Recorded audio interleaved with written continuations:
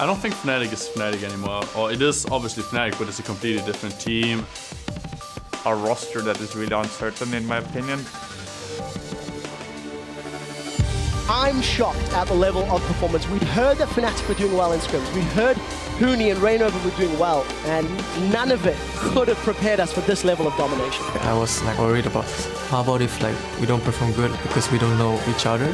Two of the members are Korean. It's only been here for a month in Europe, and yet this coordination in team fights, it's just beautiful to watch.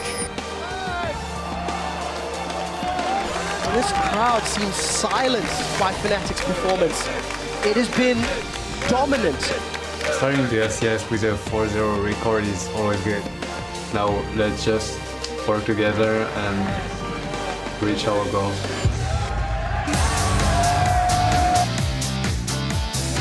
Hello, ladies and gentlemen, and welcome to Week 3 of the European League of Legends Championship Series Spring Split. You see from just a few moments ago, fans lining the merch booth.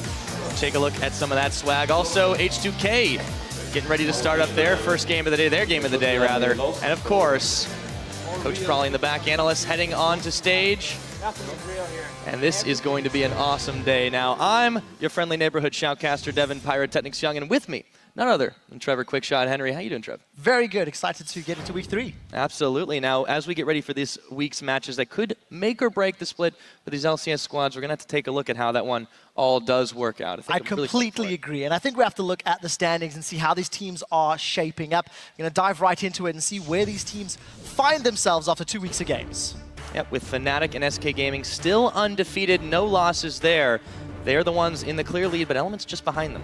Yeah, with the way SK is looking last week, it's hard to imagine who's going to take them down. I'm also looking at the other side of the table where Gambit Gaming really need to find their first win, or they're going to face a very daunting climb out of relegation territory. Remember, a 0-4 start to the season means they only have 14 games left to claw their way out of 10th place, or they face auto relegation. 2015 season, if you're in 10th place at the end of the split, you're down to Challenger. Yeah, it's definitely going to be an issue if they can't pull a W off at the very least here. Now, who do you think, though, is the best team in Europe? Because we talked really briefly about that. You have SK undefeated, you have Fnatic undefeated, but at the same time, Element's just behind them. Where do you want to give it? It's a difficult question to answer. We've taken a look at some of the stats we want to share with you guys at home, starting with some of the more simple ones, talking about Team KDA. It's SK Gaming all the way at the top of the table, 7.45. They're doing phenomenally, and it is a testament to how well they're leading. It is, of course, Fnatic second, Element actually in fourth. It's Unicorns of Love with the third best KDA. Of course, it's not the only stat that necessarily matters. The team GPM fanatically held 363.19 is the stats on that one, and they're just behind, as you mentioned, the other stats. Yeah, a little bit behind. Another interesting twist, if we look at something a bit more in depth, the gold lead at 20 minutes. So at the 20-minute mark, when a team's been ahead, what's their average lead? And if you look at H2K with an aggregate of 4,000 gold, it's surprising because they're actually not at the top of the table. Another interesting stat is if you look at game length, Giants actually have the shortest average game time, but it's a double-edged sword. It's because they win very convincingly, they also lose very convincingly as well. Yeah, speaking of convincing, another huge stat now. Dragons taken, SK Gaming have taken 17. They've given up only 1, and that was to take a Baron. These guys have a lid on those objectives. Yeah, they really do. Map control, tower control, kill control, SK Gaming are doing phenomenally. They absolutely are. Now, the teams will be playing on a new patch this week as 5.2 hits the competitive play. That does bring a number of changes. Jungle as well. We see that upgrade item now going to cost 100 more gold. How do you think that affects the play of these teams? Gank timing and the first 6 or 7 minutes is going to potentially be affected with that additional 100 gold, meaning that junglers are going to have to make more decisions. Do they gank with a machete? Do they go back later once they've cleared another camp?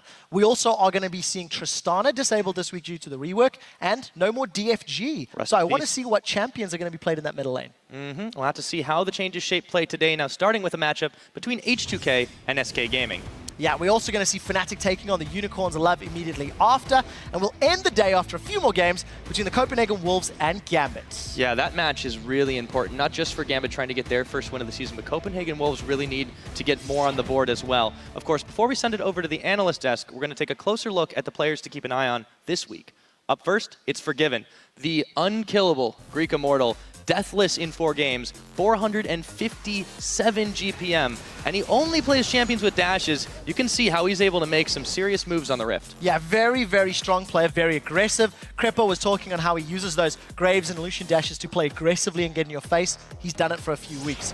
My attention is going to be on a player, but for slightly different reasons. I'm going to be looking at Corey. He's returning to the Meteor Makers roster after a leave of absence. He left a day before the spring split began. He's actually had a public post where he's apologized to the team and his fans and said that emotionally, he just wasn't in a good place at the beginning of the split. Apparently, things have been resolved. The team is apparently happy to have him back, but we need to see how he performs on the Rift. It's a tough test up against Froggen and Elements in our 3rd game of the day. Yeah, a lot of question marks surrounding Corey's return. We'll see how that goes, but for more information on not just him, all the players and all the teams and everything else, head over to LOLesports.com. While you're there, you can watch past performances on our spoiler-free VODs page, tweak your fantasy roster, or find out how to join us in person to see the action right here in Berlin.